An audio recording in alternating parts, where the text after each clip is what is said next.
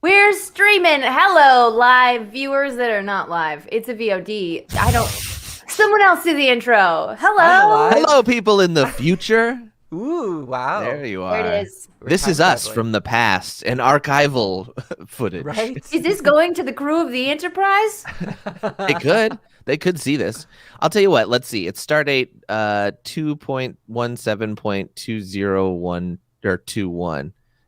If this makes it 400 years into the future, Sorry guess- about the mines that we Yeah. left. sorry about All those. of oh god, all of YouTube Also, all the is going to be plastic we just preserved. left around too. Hopefully, you Yeah. guys have cleaned that up. Yeah, now. actually, this whole planet we just kind of bailed on, and we're Yeah. on Mars now. And Yeah. now we're fucking up that one.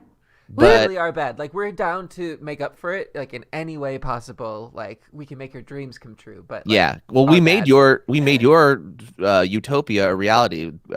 After we got UBI figured out, like it happened. So congratulations to you guys. Yay! Good message. Good time capsule. Speaking of utopia, what I want is a state that refuses to be on the national power grid, stands alone, and when that epically fails, they blame the Green New Deal that hasn't been enacted yet. Cool. In space. In space. Oh, See how I oh. tied it back? I see. It's an allegory. In space is how you could tie anything to Star Trek. It's the same in D&D. You just say fantasy in front of it. I'm Current gonna go to event. Fantasy Costco. In space. Yeah. Okay, Is there cool. a national Just- power grid? I don't. Okay, so this is what I've been learning about from reading Twitter posts on Reddit. Oh, wow. Just a full ecosystem there. That's the best. Because my archivist. Twitter is too much nerd stuff and Sure. my friends' announcements of live streams and my Yes. own announcements of live streams. Correct. And so I have to go to Reddit to find political Twitter posts that I want to read. Makes Okay. sense. Obviously. I'm Duh. there with you. get it. So there is an Eastern power grid and a Western power grid. So if you are having extreme weather, then you can borrow energy from a neighboring state and they sell it to you, at a reasonable price. So there aren't these crazy spikes because in Texas currently, all these power plants are shutting down and stuff. They had decided not to upgrade so they could have maximal profits for the privatized energy companies. And when they did that, they also did not integrate with the neighboring states to share either the Eastern or Western power grid. So there are actually three power grids in the United States. There's the Eastern, there's the Western, and Texas. You'd think they would hook into one of them to sell their own excess energy. Right, but they have so many energy crises that they're always using all of their energy, and rolling blackouts are just a regular thing. But when there's In freezing Texas? temperatures, that means death. Right. Yeah, Well, especially Sometimes because from too much air conditioning running often. right. And their backup systems run on like diesel, which like freezes, right? What I And didn't then realize there's all they this have stuff about like, wind turbines are the problem, but actually wind yeah. turbines operate in Antarctica. Like the wind turbines are great for cold weather. No, it's crazy that they are ironically blaming green energy on this issue when it's like still brought about. All this whole problem is brought about by climate change too. Right. Like that's Yeah. the real issue. Right. And until their strategy of lie and blame someone else stops working in every situation, why would they not do that tactic? So in space. So yeah, in space. So crew of the Enterprise With listening to aliens, this now. though. Yeah. Yeah. You solved It's that. episode 305, the bonding. No. In space. You can't just segue that way. It was Watch that was us. pretty good to me. This episode was so much more emotional than I was expecting. And I also it was a moment, I don't know if this happened for you, Xander, where I remembered watching it as a kid because of the moment where the mom reappears. Yeah. Whoa, Well, that was scary. Here's the thing, and a little bit into my backstory. I lost my dad when I was 15, And so all of this stuff hits really close to home. In fact, any like parental stuff in storylines always hits me pretty hard. Yeah. And I remember that I would avoid this episode, and I forgot until this. Oh, rewatch. wow. I didn't know that. I'm so sorry. No, it's okay. Like, it's something that you, like we talk about in the episode, you eventually do get over to an extent, but like certain things just hit, and it's like, of course, the relation to Wesley, the relation to, the little boy too. I'm going to cry in our recording. No, I cried in the episode. I finished my makeup, and I was like, this stupid episode. I hate it. 2 in a row that really are just Star so Trek. beautifully done. Mm-hmm. And they tie all their threads together so nicely into the same theme. Yeah. The resolution scene is fantastic. Can you reread us the synopsis of the episode? Absolutely, I can. Worf fosters the child of a slain subordinate who is having trouble accepting his mother's death, especially when she mysteriously reappears. Okay, well, I know they have to use minimal words, but that's a little misleading. Worf is pitching this whole idea of a Rustai, which sounds like a Rumspringer, for the whole episode, but he doesn't. It's part of the conclusion of the episode that he actually offers that to the kid, who is a beautiful child actor. The eyes, just Astor, Mr. Astor. Yeah, great eyeballs. Yeah, so this child actor is played by Gabriel Damon. I don't know if this kid had a bunch of great roles in the 80s and 90s, and he kind of retired from acting after he grew up. He is now a real estate agent. Okay. But do you want to know one of the other? I'm sorry. What? I just looked up his IMDb. Is he like a football player here? I don't Hello, know. handsome. Well, yeah, he's got those piercing eyes. But here's the thing: one of his he other grew big up, he glued up. It's not a glow up if you're already hot as a kid. I'm sorry, that's weird to say. Yeah, you shouldn't say hot as a kid.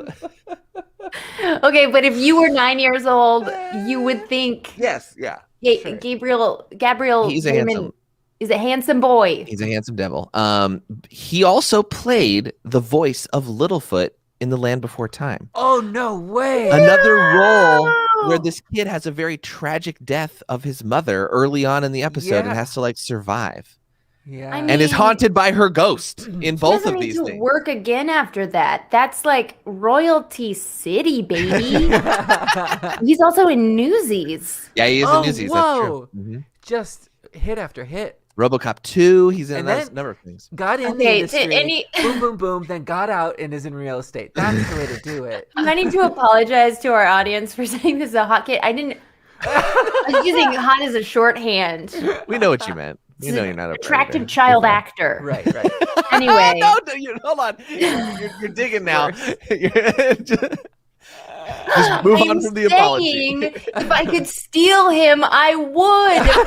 Mother him. I get what this energy being is doing. I'm saying his hair could make a nice doll. Yeah. I'm saying if you cut his hair off, it would. I could cut the hair into a hair doll. I need to take off my jacket. I'm getting okay. Let's talk about this episode. So heated about this child. We begin with an away mission, which we actually don't really see. We are monitoring it from on board the Enterprise. There's an archaeological expedition to a seemingly dead planet of Koinonians. Thank you, Koinonians, a long dead civilization that apparently wiped themselves out through war. We get that. That happens, but very suddenly something goes wrong. There's an explosion. Troy tries to warn the command team to get them out of there, but it's too late. They transport back directly to sick bay, and Lieutenant Marla. Sick Boy Bay, I like. Marla Astor. Yes, Lieutenant Marla Astor is dead on arrival. Mm-hmm. After an awkward pause where they cannot move for the whole transportation sequence, and then stand down to dead woman. That's how the ship's archaeologist who never got a line. But she was an important member of Starfleet. At that point. She gets a lot of lines later, but she doesn't get any living lines. Yeah. Well, that was just an energy being impersonating her. Right.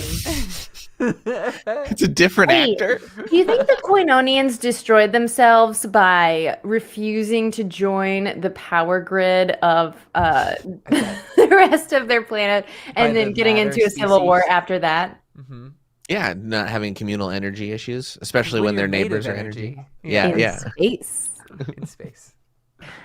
But yeah, I Well, feel like we're really exploring mortality this season, especially with this last episode and then this one. We really see like Starfleet personnel, named personnel, die, which we kind of had that before, where it's like, oh, Dex 34, there was like 2 casualties, or Tasha Yar. It was either like a number or a beloved character.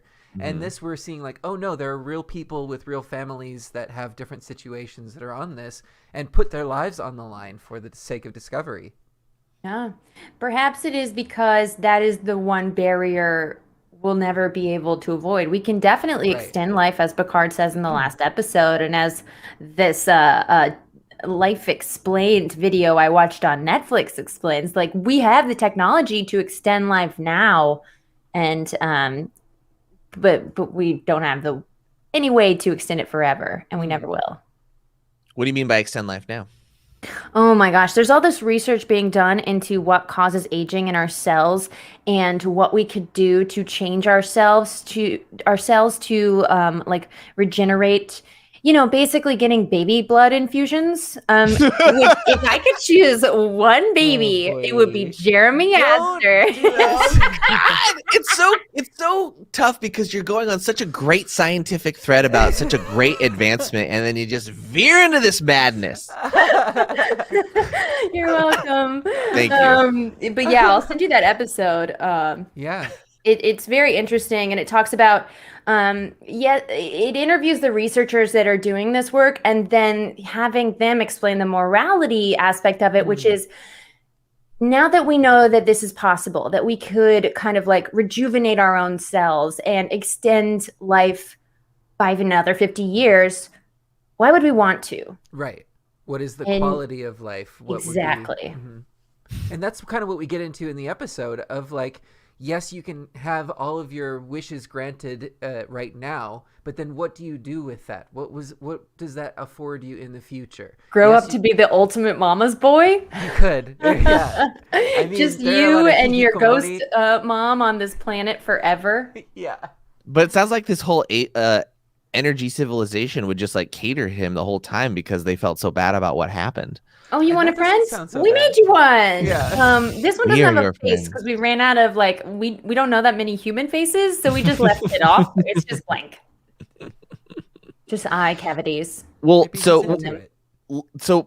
like sequentially here, Marla Astor is dead, and we have to go notify her next of kin, who's Jeremy Astor, her only son that is on board. His father died earlier from a virus, I believe. Yeah. Oh, Right. the the Russian Rush. infection. The Russian infection, of course. Thank you. Of course. And, as you But do. he's all alone now, sir. Oh. Yeah. Tough And, like, kid. Real notably, there's no one like assigned to poor Jeremy to like kind of help him out. Like I know Troy goes there to talk to him a lot, but like for the most part, it's kind of like on a volunteer basis to go hang out with this kid who's like spending most of his time in his quarters looking at old videos of his parents, which is like this is super traumatizing. This Which episode he's the is same really age in hard. those videos, so he lost Yeah. both his parents in a short span, and That's a his good point. cat's still on Wow. Earth. Well, but Yeah. we don't see the cat. What happened? Oh, the cat's still on Earth. Okay, This cat's still on Earth. great. They couldn't bring But those the were cat. Earth videos. They could have brought the cat, but I bet there was a whole registration process that He's just got to didn't make go it to with that life hairless to bring form. it on Yeah. the Enterprise. One of the Yeah. many faults of Federation bureaucracies, they still haven't figured out how to get cats on the starship efficiently. No, well, there's we too much do- registrations. You will get it later, but it's Yes, that's true. We will. for data. So Spoilers! Data gets a kitty? Maybe, potentially, who knows? It's a lot of red tape. Oh, goodness. Well, what I noticed in my notes is that everybody's got a conundrum this episode. Picard's got a conundrum. Should you even bring children on a starship? And then many other things he's got to deal with as the person that conveys news of death. Data's conundrum. Why is some people's death more impactful than others? Just because you know them better. Worf's conundrum. Orphan to orphan stuff. Wesley's conundrum. Wesley's huge. Wesley has a big old one. I don't want to talk about it. I don't know what to say to a kid who's experiencing this horrible shit that I also experienced. I don't want to bring that up in me, it's protecting himself too. But I did want to bring up that I wrote in my notes, like, finally they gave us a reason for Picard to dislike kids. Like, before it was just a character trait. He's a grumpy old man that doesn't like kids. Now we're fleshing that out. Oh, he's acting out because he doesn't believe that children should be on a starship. So it's his, like, parental instinct that leads him to dislike these kids.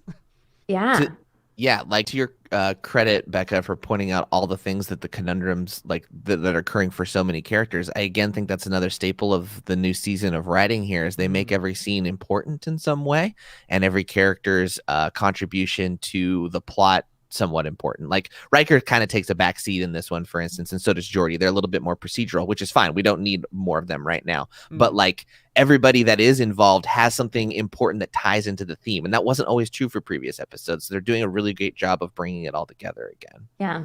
Riker also has mommy stuff, which you see him react to. But I'm glad because we've got enough characters that tie into this plot, and I thought that it was to your point, they're thinking about the words they're writing. Right? Well, also there's this definite shift to an ensemble feeling. It's not a Picard or Riker story, which previously it had all been, it's either Picard or Riker. And there were some standout episodes every now and again, but this season they're really focusing on, like, everybody has a story and they're all part of this together. Finding their footing. Can we talk about the children on a starship and what we think? Because Picard says it's irresponsible. We're our entire ship is going to have to engage with Romulans or go to a neutral zone. And that's putting the entire ship at risk. And those children did not choose that, which is intense. It's interesting because I can't help but draw a parallel to this being the space version of maybe what was happening in the 90s of a lot of, like, single mothers entering the workforce at like a greater pace than before. We came from, like, these decades of, like, the housewife that was, like, the role, and the 90s I feel like was really epitomizing the women going into the workforce and bringing with that like the question, do we bring kids? Like, is it irresponsible for me to be working? And the answer is, like, no, you deserve a life just as much as anybody else. And it should be multiple people's responsibility to raise a child. Interesting. I think of the 70s as that. Sure. But I was recently listening to something that is like, well, there's this new proposal about just giving $250 a month for every child in a family. And we basically did that from World War II on until Reagan was like, oh, welfare queens, code for, yes, but this money is going to Black people. Sure. So we should do away with this benefit. And really interesting. Yeah. But otherwise, it was totally normal for, like, well, we should give people money to help raise their children in space. Well, the thing is, like, it's space, right? So this isn't the complicated thing about the starship is it's not a war vessel in its mission, like, but it does engage in plenty of battles and warlike situations. And if war happens, they're going to be on the front line. So I feel like I get Picard's issue with it because of the danger that the kids did not ask for, but the parents signed them up for because they're their guardians, and that's how that works no matter what. Like, Katie, but if you were born in Afghanistan, well, yes, that's true. War-torn nation, it's not like, well, that child didn't ask to be born in a war-torn nation. Like, this is just your lot in life. You're born here, and this is what where your parents live. But in some cases, these kids weren't necessarily all born on a starship necessarily. And, like, for instance, like Katie, my wife was my wife was her father worked overseas at a lot of third world countries, and they were in Kosovo during the early 90s, and he brought his family there. And, like, she tells me the stories, like the tanks rolling through the streets and stuff like that. And, like, she was definitely taken from her home and had to live in that time. So, like, that was part of that's the same situation, right? Like, I don't think she was ever in much danger because of what was going on there at the time, but there was definitely, like, she heard battles not far from her house, but like Wow. that kind of thing still exists today. So it's like it's not out of the realm of possibility. It's just in space. Sure. Well, and then going further than that, if we really do take it in this world, like the economy, it doesn't really exist. It's all based off of what you love to do. You're trying to find your passion. And if we take it from her perspective of this, like, best in her field archaeologist, to get offered a position on this flagship for Starfleet, why wouldn't you take it? This is the height of your career. It's an exploration vessel. It's the safest it could be. There are other families that are coming aboard. This seems like a dream opportunity for this archaeologist. So I could see why you would hesitate. Like, yes, it's dangerous to, let's say, bring a family on a submarine if we had better submarine technology. You're surrounded in an environment that could kill you constantly. There's an inherent danger of traveling to the bottom of the ocean. But if you're this scientist that studies things at the bottom of the ocean, and you could bring your family along with you in this, like, luxury cruise submarine, I wouldn't see why you wouldn't do that. Right. And if the option is to live without your parent, Yeah, you choose to that's live the with them. thing. I'm curious, can you answer for Katie?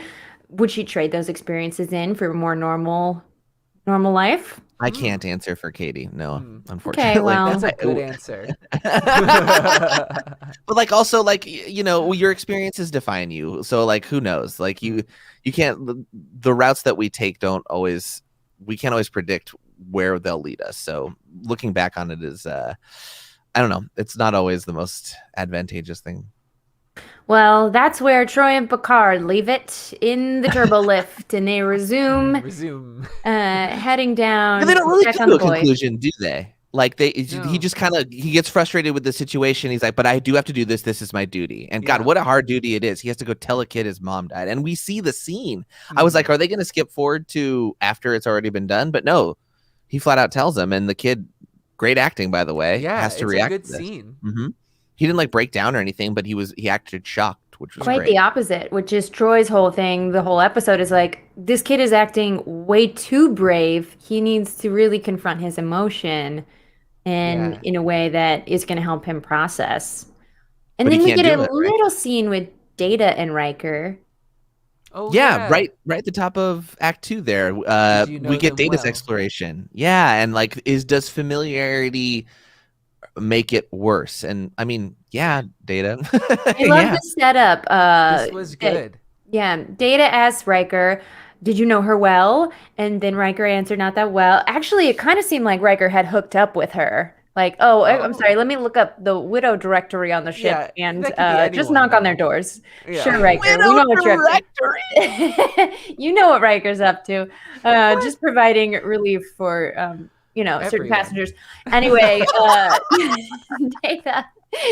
Data is asked the question in return, and he's like, why do you even ask that? He's like, because you just asked me. What do you mean, why do I ask that? Yeah. No, I was testing a theory, trying to figure out why people ask this question. Why should it matter whether you know the person well or not to actually care about their death? And Data answers his own question, which is it's a stronger feeling of absence. As he felt for Tasha Yar. They were a bigger part in your life, so when they're gone, that's a greater hole, right? It was a cool exploration in that, because it is something that we kind of take for granted in our society, of something that we do to each other, like, oh, did you know them well, or I'm sorry for your loss, or something like that. It's these rituals that are ingrained into us, and to have a character like Data to be like, why do you do that? It's a cool little step back and be like, why do we do that? Yeah, I think that there is a necessity to distance yourself and not have total empathy for everything, because then you would be only feeling pain all the time for all the people dying and suffering on the planet constantly. But at the same time, only having empathy for those that you can relate to or are around you is what causes wars. They kept that open-ended, because it was just like, we are exploring this. There's no right answer. You should care about everybody just as deeply, but can you? It's an open-ended. But if you were to care for everybody as deeply, perhaps we wouldn't have those wars, right? Yeah. Go ahead. So there's all the questions brought out about by the scenario of the death, and then there's also like the logistical kind of the beeline story of the explosives themselves on the planet, which will tie in kind of. And Geordi goes down and finds these other explosives that looks like somebody just like dug up and left for the Enterprise to find after letting one of them explode. That wasn't really explained in the episode. I didn't quite get what they were getting at there, because from what the energy being tells us later is that this civilization had a civil war and killed themselves. Well, her energy civilization just watched and didn't interfere, and they regretted that, right? So what we learned, which we haven't explicitly said here, is there were actually two civilizations living simultaneously, and we're still here, us energy blobs. Yeah. Right.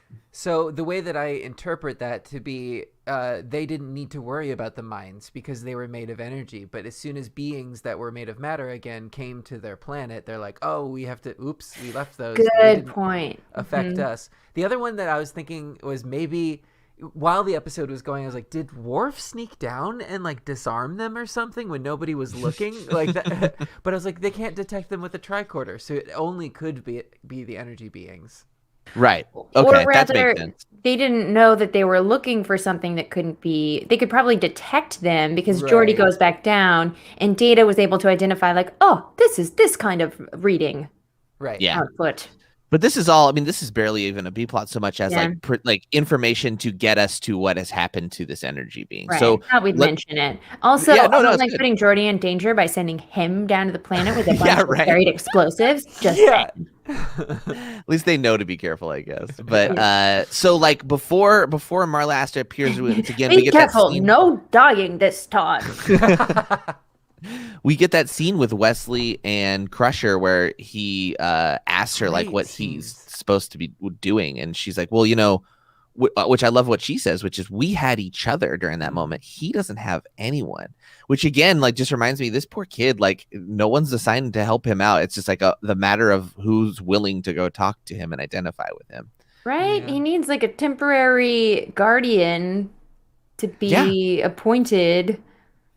But he doesn't get it, so we have to rely on these other people. So thankfully, Worf kind of becomes that over the course of the episode, and Wesley never gets it until the very end, I guess. Right. But Troy's there, and Picard tries as well. I think this is the real, like, sort of plot vehicle that we have for this. It's to reintroduce the audience to Beverly Crusher and what her relationship is.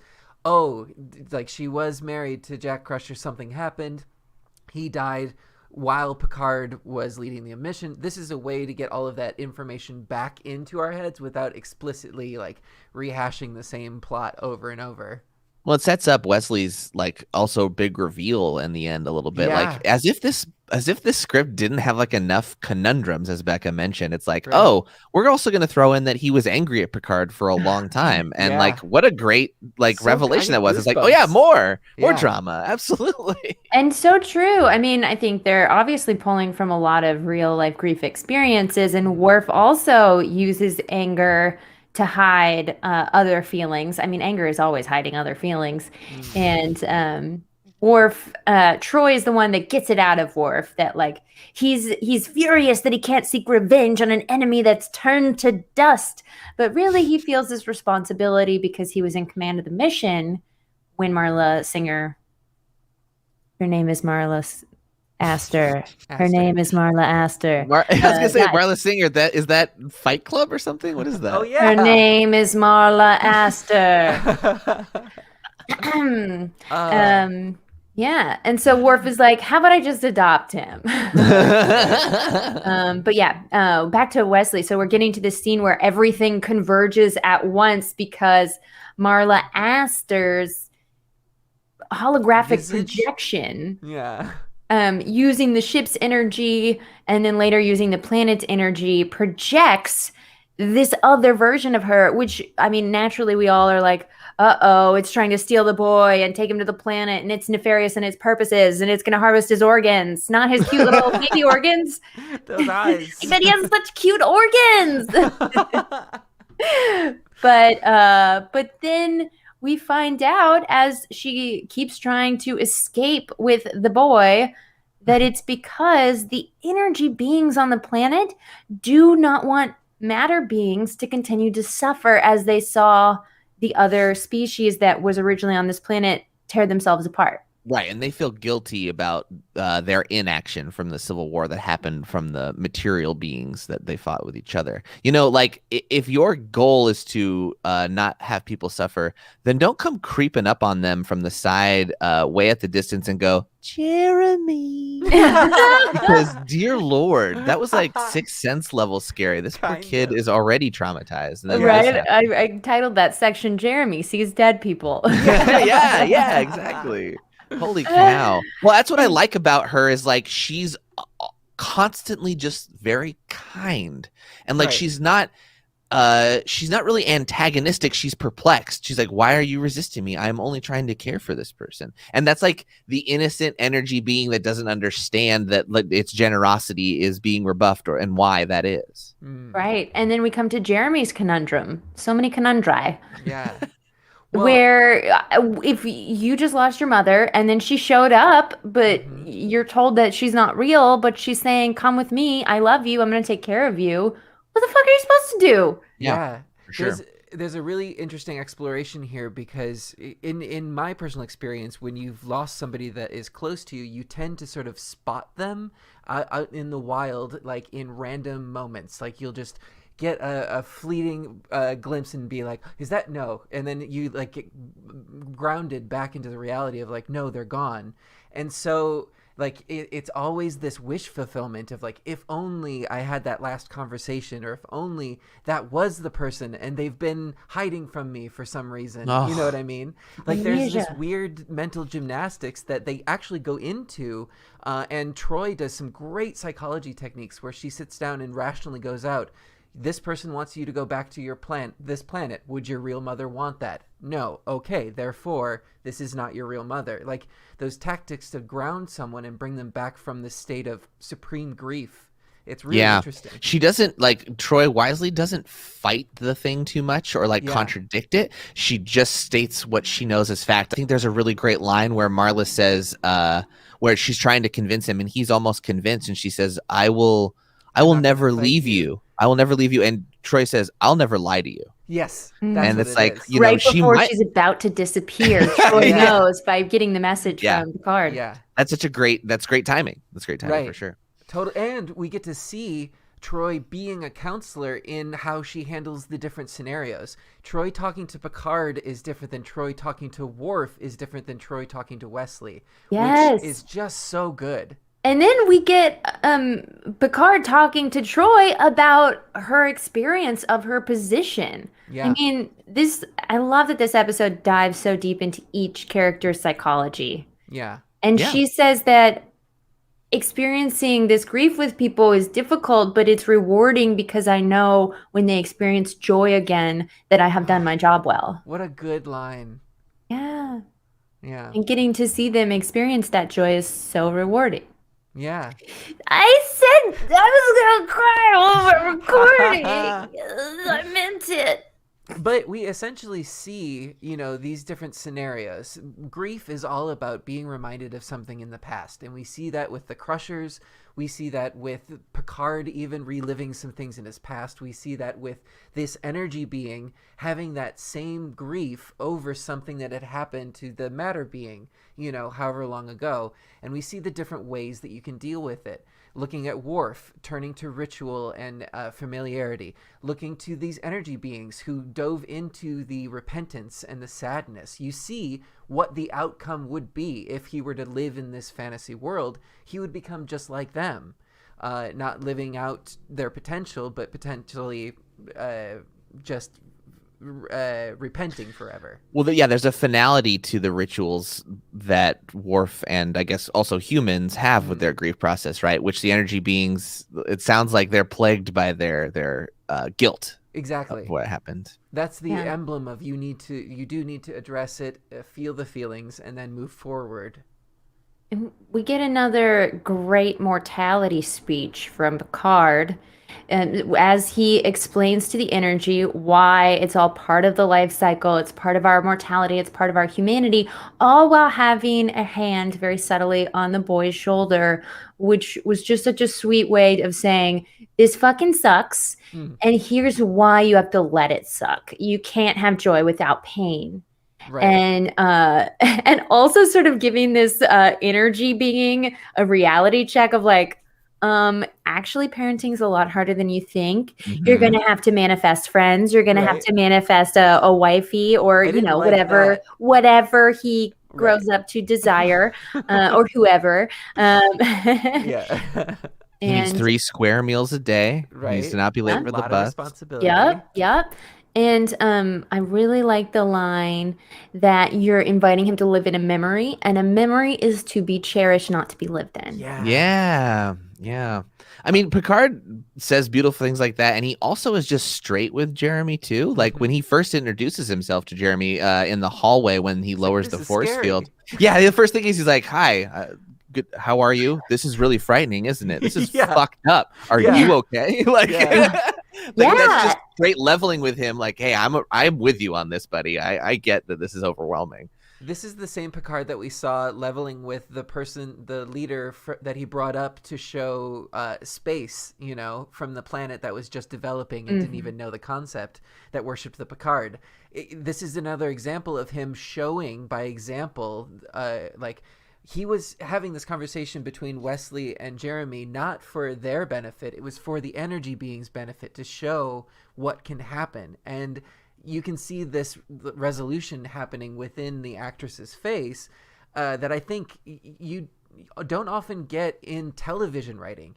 So often we got to spell it out for the audience so they really get it. And here we have another example of this show rather than tell, which I think is fantastic.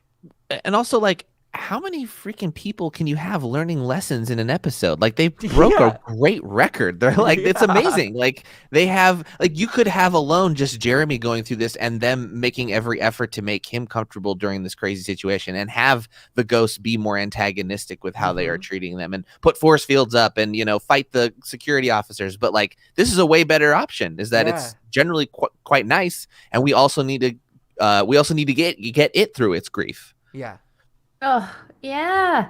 So then we see, as you mentioned before, Wesley admits that he blamed Picard for a long time for his father's Great death. acting. Yeah, because Picard was not only the one that gave him the news, but the one that was there and made it back alive. And Picard gets a lesson from that too. He didn't know that. Yeah. he didn't know. And then Troy says, "Wow, I see a parallel here. Jeremy." This one I didn't quite like because she was like, It's a little forcing one-to-one. conflict. Yeah. Jeremy, you must be very angry with Worf because he lived and your mother died. And Can on a we all dime. blame Worf for a sec? Yeah, I am. Brr. Yeah, but he needed to express his anger, and I think part of grief is anger, as we've explored in this episode, and so he's got to get it out somewhere. Yeah, she's so concerned that he's not getting through the grief process, and this ghost experience is definitely not helping. Yeah, for sure. It's reversing the process, right? Yeah. So she's, I guess, shoving him through a crash course of grief. It's like, okay, let's do anger now. Real fast. You got to get to acceptance now. Yeah. And Worf comes in and says, "I get it, dude. My parents died, and we could rush die." And everyone was like, "Not too soon, Worf, not too soon." Right. But he asks, Just pulls out the knife right there. Yeah, I love that. He doesn't try and be a parent. He says, "Yes, we will join our families and we will be brothers." Yes. And it's so sweet. And then they do this candle ceremony, and then he gives them a shiny foil pageant sash. Yeah. It's true. And the episode ends with Worf saying "Soski padlak sol," which means in Klingon, I'm honoring the memory of our mothers. And then the kid repeats it, which is such like a sweet, Worf was raised by humans after becoming an orphan, and it's coming full circle where Jeremy Astor is being raised or helped into adulthood by a Klingon that is repaying that. We've Beautiful. something like this previously, but like how we know that Wesley is this foil for the younger viewers of the Like a foil audience. sash. Yeah, like a foil sash. What do you mean foil? Oh, sorry. So what I mean by that is like he's like the representative for like the young audience to see themselves in the story. Okay. And I feel like with Wesley moving up in the ranks, he's kind of lost a little bit of this. So this is that wish fulfillment coming through.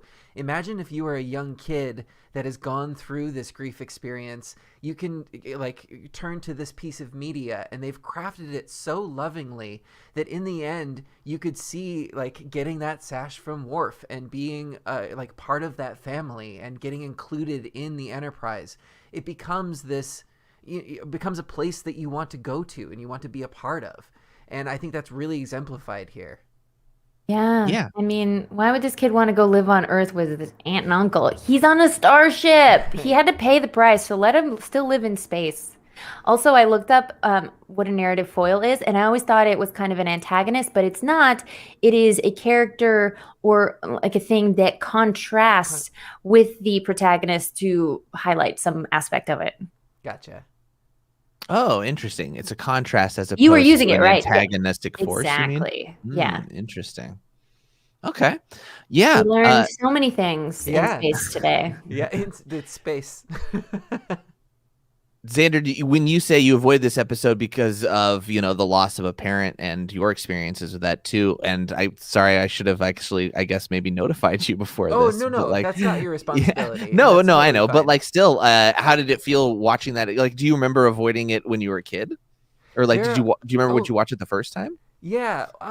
Well, I don't think I would specifically avoid it as a kid because when I would watch it, it would be like something that was on TV. And so it was just something that would happen. But yeah. With the ability to like streaming and watching through the whole series or whatever. Sure. There are a few where I'm like, if I'm going to Star Trek, this is not exactly what I'm going for. And it might put me in a mood that I don't want to be in at the time. One of the best examples recently was the movie Onward. Fantastic, beautiful movie. Hit way, way, way too close to home for me because, fantasy, Star Trek, D&D, those are the kinds of things I shared with my dad. And so I love that movie. It's beautiful. I can't watch it. You know what I mean? Yeah. And that's a little bit sad to me too, but it just puts me in a headspace that I don't necessarily want to be in. But it's something that I can manage, and I just need to know. And the only way that I can know is to experience either watching the episode or the movie or whatever. Yeah. Thank you for watching it for us with us, even though it is a difficult subject matter. Yeah, and it's a great exploration of the subject matter too, and I totally understand why you don't want to have to explore that all the time. Totally. Sure. And it's a feeling that gets echoed in the episode with what Wesley has to deal with. It's I don't often get to talk about it, and it's something that doesn't get brought up in like friends situations, and it was so long ago that it doesn't get brought up with family situations. So it's nice to be able to sort of hash out some feelings, and that's that. I mean, podcasting is really about therapy for us, It is. We have my best friend, her father is in the not fun stages, not that there are any fun ones, of Alzheimer's, and so there's a lot of media that is off limits. Anything that involves caretakeriness, right, is a no-no. Even things like the Disney movie Soul, it's like, I'm not gonna watch that, thank you. I can't go there. There are benefits to recognizing those boundaries, and as time goes on you get better too. And so while that might be the case now, that's not permanently the case forever. It's something that you just constantly have to re-examine, and sometimes you do want to go there, sometimes you do have to let it out. Well, I'm glad we could all go there together, because this was a really enlightening episode. I thought it was a great representation of all the conundrums they wanted to solve and address. Next week, we'll have a new conundrum with Booby Trap. Oh! That's right, our favorite title so far. While investigating an alien derelict ship, the Enterprise gets caught in the same energy trap which doomed the vessel a millennium ago. Ooh, it's Oh, a Chinese reading nice. test, whatever Okay. Data had. FYI, the plural of conundrum is conundra. Oh, good to know. Ooh, Conundra's a good character name. That for is a good Oh my character gosh, name. stop. I want it. Ooh. I want You it. can have it. You can have it. Please welcome to the stage. Conundra. Conundra. Let's say Conundra on our way out today, right? Aha. Conundra. Bye. Bye.